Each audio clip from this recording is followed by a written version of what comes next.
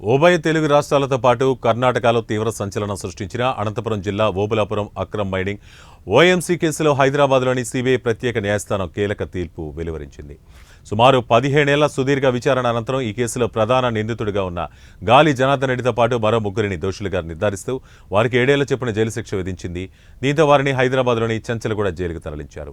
ఇక Obulapuram mining company వ్యవహారంలో అక్రమాలు జరిగాయన్న ఆరోపణలపై సిబిఐ దర్యాప్తు చేపట్టింది. ఈ కేసు విచారణలో భాగంగా గాలి జనార్దన్ రెడ్డి, ఆయన బావమరిది బివి శ్రీనివాసరెడ్డి, సీనియర్ ఐఏఎస్ అధికారి, అప్పటి గనుల శాఖ డైరెక్టర్ విడి రాజగోపాల్, మెహఫజ్ అలీ ఖాన్లను కోర్టు దోషులుగా తేల్చింది. ఇక వీరందరికీ 7 ఏళ్ల పాటు జైలు శిక్షతో పాటు ఒక్కొక్కరికి 10,000 జరిమానా విధిస్తూ కోర్టు తీర్పు వెలువరించింది. ఇదే కేసులో నిందితులుగా ఉన్న మరో ఇద్దరిని కోర్టు నిర్దోషులుగా ప్రకటించింది.